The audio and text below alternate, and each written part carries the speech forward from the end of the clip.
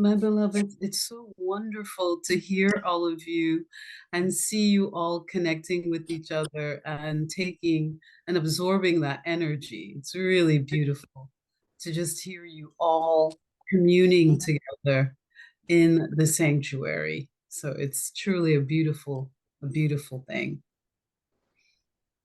Ah. So my message today, I was thinking a lot about the title of my talk is called Harvesting Abundance Through the Power of Positive Thinking. Harvesting abundance through the power of positive thinking. And I was reflecting on abundance. About a week ago, a friend of mine came to my house with the overflow from her garden. She knows that I love fresh greens, and there were collard greens and mustard greens and romaine lettuce, and she had string beans. She had all these gigantic bags. And when she appeared, I had no idea that they were for me, but they were for me. And my fridge was so full that I had to leave them out for about a few hours. And then I took them to my mom, and my mother's a share, and she shared the greens, and there was enough for her, a ton for her, and then a ton for her neighbors, and a ton left for me. And I began, spirit guided me to think about harvest. What are you harvesting? What seeds are you planting, Martine? It's very, very easy in this world today to live unconsciously. And I have to say that I've been in a very stressful period with the transition from summer into fall, with my classes, with giving messages. It just seems as though I've been living unconsciously. Thank goodness I have my spiritual practice of meditation that can ground me.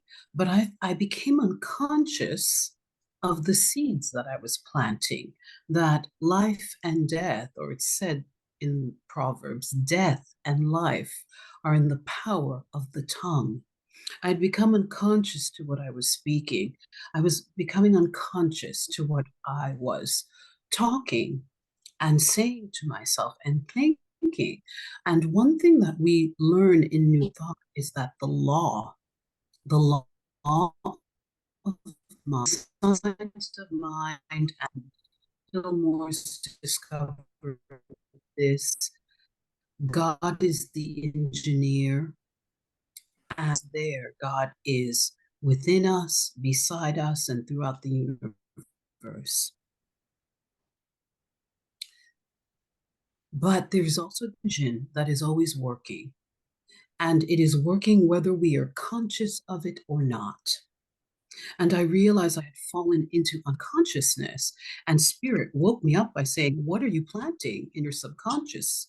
What are you carrying in your consciousness? Because that will bring forth your experiences. And if you're not too thrilled about your experiences, you need to go back to that seed. And so I thought about how in the Western world, September is the beginning of school. How can we go back to basics and remind ourselves and each other, share in this powerful knowing that we are co creators with spirit and that every thought is a seed? And if we see the appearance of conditions in our lives that we are dissatisfied with, what are we planting in the garden of our minds? So today, my beloveds, we find ourselves in the midst of this beautiful harvest season. The trees are just beginning to change. I'm in the north of France, in in Bretagne, and there are lots of hills and open spaces, and you see the trees beginning to change, and the fields of sunflowers and the fields of crops and grapes and abundance everywhere. But this was consciously attuned. The planters, the farmers were conscious of what they planted. So they are bearing fruit according to the universal laws. A grape seed will not bring forth a corn, uh, uh, uh, will not bring forth corn. A fruit tree will not bring forth vegetables. What are we planting? What are you and I planting? In a world that continues to tell us that we are powerless, and yet we are more powerful than we can ever begin to imagine. So, in this beautiful harvest season, as we see the earth in display, that this season isn't just about crops and fields or abundance, but it's about the harvest in our lives, a harvest that is deeply connected to our thoughts. One of the mysteries or magical experiences of being a soul having a human incarnation is that there are spiritual symbols everywhere for us, and that these external holidays or seasons represent states of mind, states of consciousness. So, what have you planted that you are now harvesting, my beloveds? And if you're not happy with the harvest, what are you going to choose? What seeds are you going to choose to plant once again? The beauty of the New Thought metaphysical science, this technological spiritual science, is that in three simple words, new thought, in two simple words, that's the key to liberation. At any moment, we can choose to think a new thought. And as I became unconscious to what I was thinking, for me, the only way to realign with this inner power, with my own spiritual power, is to commune ever deeper with. So when I'm lost at sea and the storms are raging in my mind and I can't seem to find the way home or get back on the right path, I find that I must commune with spirit through prayer and meditation first. I can't just attack or try to change my thinking. I must align with whatever, with source, the changeless being, the greatest power in the universe. I must commune and be at one with spirit. And then, as I've attuned into the power of infinite intelligence, I'm realigned with what is larger than anything in this world, greater than any problem or condition, is our source, is God, omnipotent, omnipotent, omniscient, omniactive, everywhere present. I realign with the one that forever is. And then I can look at my consciousness. I found that if I do it of myself, I can do nothing. If I attempt to do it alone, it just hasn't worked for me. If it had worked, it would have worked decades ago. Of myself, I can do nothing, but aligned with the greatest power in the universe, I can do all things. And spirit, with my consciousness, moving in and through my consciousness, I can begin to think new thoughts and to change my reality. That's why affirmative prayer, all contemplations of spiritual ideas and meditation, it's essential, especially when we are receiving that we are limited beings. So, my beloved, in our New Thought philosophy, we believe in the power of thoughts to shape our reality. We understand that our minds are like fertile soil, and the thoughts we plant within them are seeds that will eventually bear fruit. So we celebrate the bounty of this harvest season and we let it speak to us. What are we harvesting in our lives through our thinking? So there are 5 points I'd like to share. Planting positive thoughts. Just as a farmer carefully selects the best seeds to plant, we should be intentional. We should be intentional about the thoughts that we cultivate. Negative thoughts, doubts, and fears are like weeds that will choke our potential harvest. Instead, let's choose to plant seeds of positivity, hope, and gratitude. And when we are in that stinking thinking and we can't get out of our way, one of the ways we can get out of our negative inner drama is through gratitude. Looking around, I've actually began a process or practice where I would start with gratitude for my feet, and then my ankles, and then my shins, and then my knees, and then my thighs, and then all of my inner organs and my torso, and my heart and my lungs. Then for my voice box, and I would go up and my nose, I can breathe the infinite oxygen that spirit has given us. I can see, I can think. I would start with, and my arms, I would start with my physical body temple. And then I would look out and say, I'm grateful for the beautiful clock on my wall. And I just saw my bracelet. This is one of my favorite bracelets. I've had it many years. I'm grateful for this bracelet. And I would begin that way, and my thinking would shift immediately when I began that practice, because I would be so lost in the sea or the storm of my mind that I could not think straight. And gratitude was the pathway to spiritual sanity.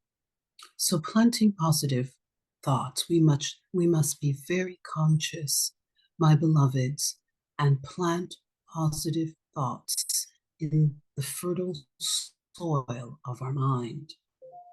We must cultivate faith. Do we have faith in the Republicans or the Democrats? Do we have faith in the economy?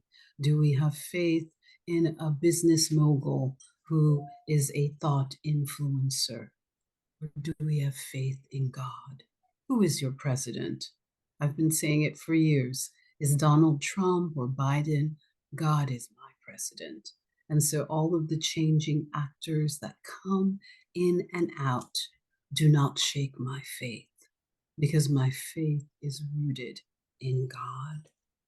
So faith is like the sunlight that nourishes our mental crops. It is the unwavering belief that our dreams and desires can come to fruition, can become a reality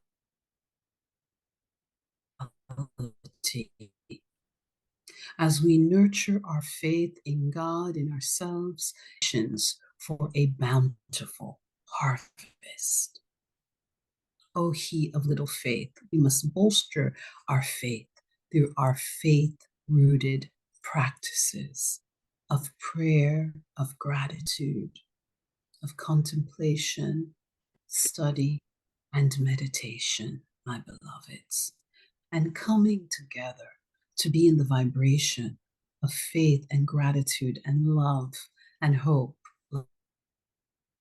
like we are right now. So we, number three, are limited beliefs. Just as a wise gardener removes weeds to protect precious plants, we must remove limiting beliefs from our minds. These beliefs can stifle our growth and prevent us from reaping the full abundance of life. The beautiful thing about our teaching is that it is a lifelong journey. This isn't a one and done, and we get there and we arrive. The beautiful thing about metaphysics and our new thought philosophy is that this is a practice. And if we fall off of our horse of faith, we can get back on. So we must look at how we limit ourselves, others, and the world, and we must protect our consciousness. What are we allowing to feed our minds? Are we listening to all of the bad news? There's some really scary news out there. And it's not about being in denial and not knowing what's going on, but we have to understand that as spiritually devoted students of the One, we have to be very, very protective of our consciousness. What are you allowing to feed your consciousness and limit it? Do your best to limit the bad news and to focus on gratitude and all of the good that exists in the world. So, four, harvesting gratitude. So, gratitude is the key to a rich and fulfilling life. When we appreciate what we have, we open the doors for even more, my beloveds. So, take a moment each day to express gratitude for the abundance in your life, no matter how small it may seem.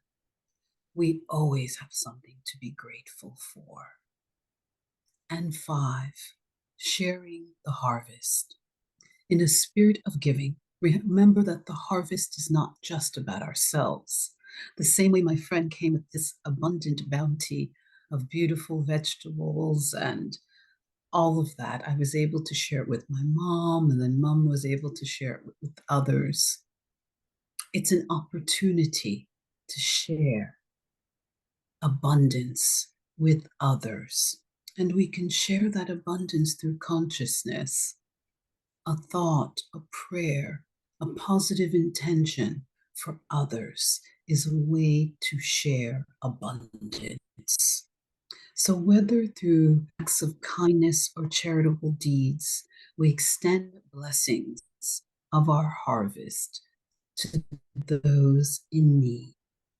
So, my beloveds, what seeds are you planting in the soil, in the garden of your mind? Let's become consciously aware that we are co creators with the One, whether positive thoughts, neutral thoughts, or negative thoughts. The law of mind is always working. Let's become conscious co creators with God so we can live fulfilling, healthy, whole centered lives, because this is a possibility for each and every one of us. Thank you. And so it is. Amen.